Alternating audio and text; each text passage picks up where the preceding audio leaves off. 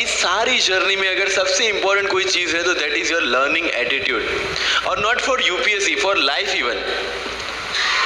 Because when I am speaking in front of you in Hindi and English, to be very clear, I belong to rural background of Gujarat, और मेरा study जो हुआ है वो पूरा Gujarati medium में हुआ है, गवर्नमेंट स्कूल में. 12th तक का स्टडी मेरा गवर्नमेंट स्कूल में हुआ है, गुजराती बोर्ड में, गुजराती मीडियम में. And yet I can give my UPSC interview in English in Delhi and score such marks. Where did it come from? कहाँ से आता है ये? मुझे अभी भी याद है मेरा college national institute of technology Surat था, जहाँ पे मेरे साथ जो पढ़ने वाले बच्चे थे वो सारे CBSE ICSE वाले थे, और मैं एज ए एलियन वहाँ पे पहुँचा था, क्योंकि तब मुझे पता चला कि मैकडी जैसा भी कुछ है और उसमें बर्गर जैसा भी कुछ मिलता है. That was my first exposure to any metro city.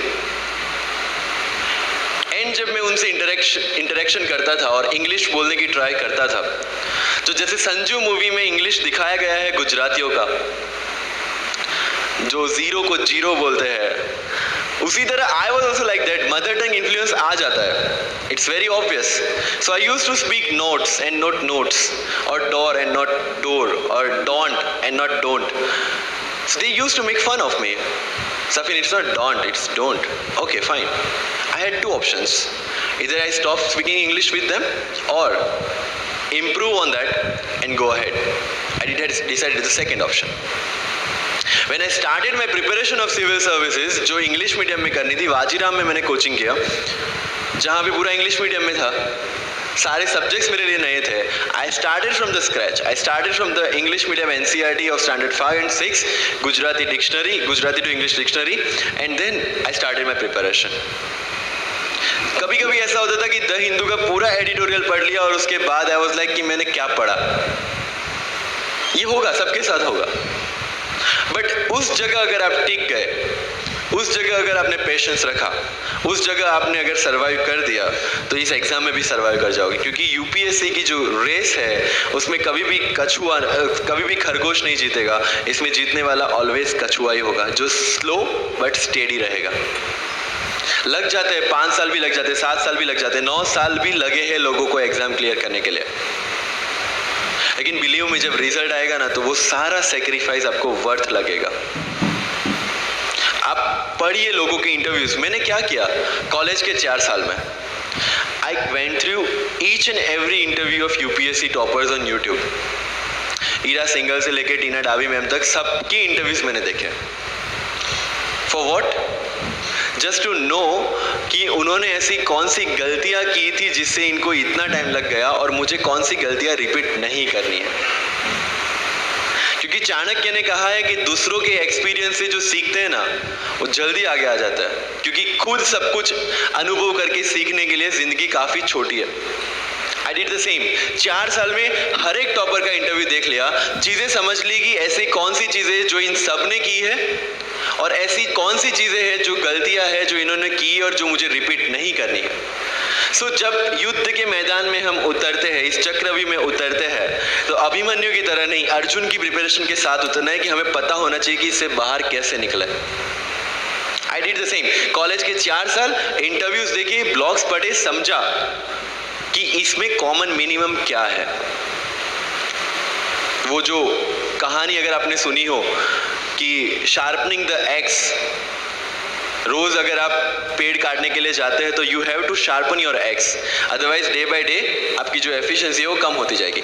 4 years in my college I sharpen my x, जिससे 1 साल में मुझे कहीं पे रुकना ना पड़े. This was the strategy. आज मेरे पास काफी मैसेजेस आते हैं, sir please give me your strategy. I am sure आप में से काफी लोगों ने किसी टॉपर्स को पूछा होगा, please share your strategy. Why? हर एक की स्ट्रेटजी अपनी खुद की होती है. अगर आज 990 लोग यूपीएससी में सिलेक्ट हुए तो यू विल गेट 990 स्ट्रेटजीज, क्योंकि हर एक की स्ट्रेंथ और हर एक की वीकनेस अलग है. You have to understand this. आप कभी डॉक्टर के पास जाते हैं बीमार होके, और कभी डॉक्टर को ये बोला है, सर जो आगे वाले पेशेंट को दी ना, मुझे वही मेडिसिन चाहिए. डिड यू से लाइक दैट? नो, क्योंकि उसकी बीमारी अलग है, मेरी बीमारी अलग है. सेम चीज विथ यूपीएससी. आपकी स्ट्रेंथ और आपकी वीकनेसेस अलग है, किसी टॉपर की स्ट्रेंथ और किसी टॉपर की वीकनेसेस अलग है. Why should I walk on the same path, जबकि मुझे पता है कि वो मेरे लिए नहीं. I have to create my own path. मेरा यूपीएससी का जो बुक लिस्ट है वो अगर आप देखेंगे ना तो यू विल फाइंड कि ये completely out of the box book list है. मैंने कभी लक्ष्मीकांत नहीं पढ़ी. आई नो यूपीएससी फ्रेटर्निटी के लिए ये बहुत बड़ा स्टेटमेंट है. I never read Shankar IAS, I never read Yojana, I never read Kurukshetra. I didn't do writing practice for mains. मैंने मेंस में GS2, GS3, GS4 का एक एक पेपर, एक ऐसे और ऑप्शनल का एक एक पेपर लिखा है. That's all about my writing practice. Because I knew what are my strength and what are my weaknesses. Mains में 3 चीजें होती है, hand writing, speed and content. When I was so sure about my handwriting and my speed, why should I waste my time on writing the papers? Instead of that, I focused on improving my content. Getting my point? So if you are the aspirant की जिसको लगता है कि 3 घंटे में मेरे से paper finish नहीं होता, then go for writing practice. Then write as much as you can because you need that. But किसी टॉपर ने 50 पेपर लिखे हैं, 3 टेस्ट सीरीज ज्वाइन किया है, इसलिए मुझे भी करना पड़ेगा. No, that's not the rule in UPSC. किसी ने ये टेस्ट सीरीज ज्वाइन की, मैं वहां चला गया. किसी ने वो टेस्ट सीरीज की, मैं वहां चला गया. No, you have to create your own path and this was the biggest part of my UPSC preparation. सुनो सबकी, करो मन की. This is applicability of your mind. क्योंकि आपकी स्ट्रेंथ, आपकी वीकनेस आपसे ज्यादा अच्छा कोई नहीं जानता. आपके पेरेंट्स भी नहीं, आपका सबसे क्लोज टीचर भी नहीं. आपको 3 बार चीजें पढ़ के समझ में आती है, किसी को 5 बार पढ़ के समझ में आती है, किसी को 1 बार समझ में आ जाती है. But I want follow the same path जो आगे लोगों ने फॉलो किया. वो मेरे लिए बना ही नहीं है. I have create my own path. Getting my point? Yes और नो?